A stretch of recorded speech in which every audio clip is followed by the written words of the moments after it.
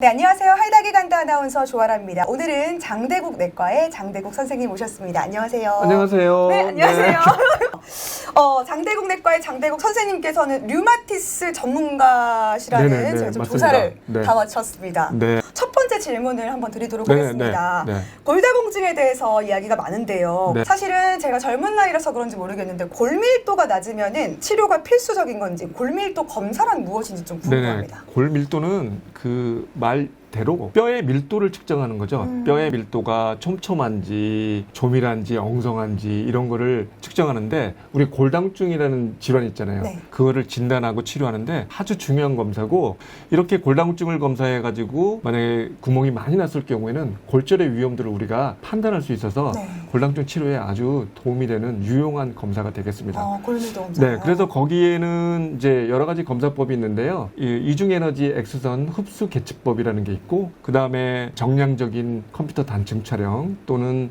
예전에 했었는데 지금 잘 안 하는데 초음파, 발로 대고 이제 초음파를 하는 그런 검사도 있어요. 그래서 대부분 이런 검사들이 요추하고 그러니까 척추를 하고 고관절 이 두 부위를 우리가 측정해가지고 골밀도가 얼마나 떨어졌는지 우리가 볼 수가 있습니다. 그러면 네. 나이가 많이 좀 들수록 골밀도가 떨어질 수밖에 없는 거죠. 그럼요. 네. 나이가 들수록. 그래서 이제 여성을 기준으로 하면 처음에 여성이 이제 30대 되면은 이제 골밀도가 피크에 오르거든요. 최고조에 오르고, 갑자기 슬퍼요. 그 다음에 30대 중반 이후가 되면 이렇게 떨어져요. 네. 그러다가 폐경이 한 뭐 50대 이렇게 되면 그 다음에는 이제 확 떨어지죠. 골밀도가 확 떨어져요. 이제 칼슘들이 이런 것들이 많이 빠져나가서 그래서... 폐경된 여성들의 한 30%가 골다공증이 있다고 얘기하고, 이제 척추하고 고관절을 이제 우리가 골밀도를 찍는데, 고관절의 골절이 50대 이후에 생기면 네. 한 5분의 1에서 사망하는 경우도 있어요. 그래서 5분의 1이면 엄청나게 많은 그렇죠. 수치죠. 이게 그런 정도로 굉장히 위험하게 되죠. 고관절이라는 것은 우리 상체하고 하체를 연결해주는 구조잖아요. 네. 그래서 거기가 우리 몸의 근간이 골절이 되면 근간. 그 다음에는 굉장히 활동하기도 어려워지고, 또 수술을 잘 했어도 거동이 잘 안 돼서 나중에 이제 시름시름 앓는 경우가 많습니다. 그래서 사실은 이게 골다공증은 증상이 없기 때문에 꼭 검사를 좀 해봐야 되겠습니다. 그럼 몇 세부터 하는 게 좋을까요? 그러니까 이제 우리나라 보험 기준에는 65세 이상의 여성, 그 다음에 70세 이상의 남성은 그냥 보험으로 되기 때문에 네. 모두 다 검사하면 되고요. 네. 젊은 나이에 이렇게 이 골다공증이 생기는 사람들도 있어요. 네. 그런 사람들은 65세 이하의 여성에서 또는 젊은 사람에서 골밀도를 꼭 해야 되는 사람들이 있어요. 그런 사람들은 비외상성 골절, 그러니까 외상이 없는데도 넘어지거나 다치거나 이런 게 안 됐는데도 네. 골절이 있거나 2차성 골다공증, 무슨 질환이라든지 무슨 약제라든지 이런 거에 의해서 골다공증이 오기도 하고, 고위험군은 예를 들어서 뭐 BMI 체질량 지수라고 알죠. 네, 네, 그래서 네. 이게 18.5 미만, 그런 사람은 되게 저체중이거든요.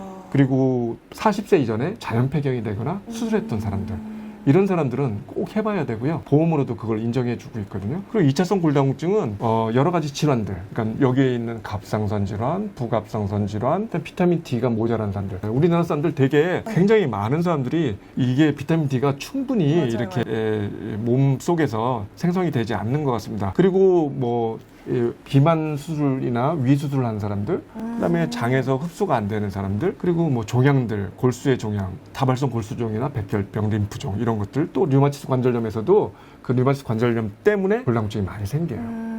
그런 식으로 해서 이제 질환들이 있겠고, 또 약제들, 스테로이드라고 들어본 적 있나요? 네네네. 그런 스테로이드를 많이 오랫동안 장기간 다량으로 복용한 경우에도 골다공증이 많이 생기고, 그 다음에 항응고제, 뭐 항정간제, 뭐 이런 것들도 많이 생기고, 갑상선 호르몬, 갑상선 절제술 후에 네. 이제 그걸 보충한다고 갑상선 호르몬을 먹잖아요. 네. 네, 그러면 그런 사람들도 이제 골다공증 검사를 좀 해봐야 되겠습니다. 네. 많이 노출되어 있는 것 같습니다. 네네. 네. 그런데요, 치료를 받아야 하는 골밀도 수치가 또 있을 것 같아요. 네네네. 골밀도 수치는 마이너스 2.5 이하. 이제 T스코어라고 하는 게 있어요. 네, T스코어 들어본 적 있어요? 아니요, 처음 들어봤어요. T스코어하고 G스코어 하는 게 있는데, T스코어는 젊은 연령들과, 만약에 내가 뭐 60세 여성이다, 그러면 자기가 측정을 하고서 젊은 사람의 연령의 측정값하고 비교해서 나타나는 거예요. 그러니까 젊은 사람들하고 비교하는 거죠. 네. 그래서 T스코어가 젊은 사람 거 대비 마이너스 2.5 이하인 경우는 우리가 골다공증이라고 하고 네네. 만약 3이 되면 심한 골다공증이고 마이너스 1부터 마이너스 2.5까지는 이제 골 감소증, 조금 감소됐다. 그래도 이제 그런 사람들 중에 위험한 사람들도 있겠죠. 네. 그래서 마이너스 2.5는 무조건 보험이 되니까 그때는 이제 골다공증 치료를 해야 되고 마이너스 1부터 마이너스 2.5 사이 골 감소증인 사람들 중에서도 좀 위험한 경우에 의사가 판단해서 그런 사람들은 이제 골절 위험성이 높다든가 이런 사람들은 이제 골다공증 치료를 해야 되겠죠. 골다공증 치료제는 뭐 많이 아시다시피 칼슘하고 뭐 비타민 D는 기본으로 이제 들어가고요. 요새는 이제 비스포스포네이트라고 해서 일주일에 한 번 공복에 먹는 약이 있어요. 그래서 그게 싫은 사람들은 이제 주사제로 그리고 이 골밀도가 이제 대단히 나빠서 중국 호빵처럼 이렇게 이 척추체가 있는데 그 안에는 비었어. 그래가지고 이제 찌그러지는 거죠. 어디 이제 넘어지거나 뭐 이렇게 다치거나 이렇게 하면 갑자기 엉덩방아 찍었는데 나중에 병원 가보니까 이렇게 척추체가 내려앉았다, 주저앉았다 이런 표현을 하거든요. 이제 6개월마다 주사 주는 그런 주사도 있고요. 또는 이제 갑상선, 부갑상선 주사도 있어요. 그래서 여러 가지 주사가 있으니까 꼭 골밀도 검사를 해보시고 여기에 알맞는 치료를 받았으면 좋겠습니다. 제일 중요한 거는 골다공증이 심한데 저는 왜 골다공증 증상이 없어요? 증상은요, 부러질 때 나타나요. 근데 증상이 뭐 미미하게 통증은 있을 수 있지만 그런 게 증상이 아니라 이제 어떤 사람이 이제 길거리 가다가 두 사람이 탁 가다가 넘어졌다. 한 사람은 툭툭 털고 일어나는데 한 사람은 그 자리에서 옆 사람이 119를 불러야 되는 그런 지경도 있을 수 있거든요. 젊은 사람도 골밀도 수치가 낮게 측정될 수 있나요? 뭐 어렸을 때부터 골밀도가 유전적인 것도 있어요? 그렇죠. 예를 들어서 어머니가 좀 이렇게 약한 사람들은요, 그렇게 뭐 유방암이라든지 이런 것들도 그 가족력 꼭 물어보거든요. 마찬가지예요. 또 가족력이 있는 사람들은 조심해야 됩니다. 아까 얘기한 2차성 골다공증이라든지 그다음에 비외상성 골절이라든지 위험도가 높은 사람들, 그런 사람들은 이렇게 검사를 반드시 해봐야 되겠습니다.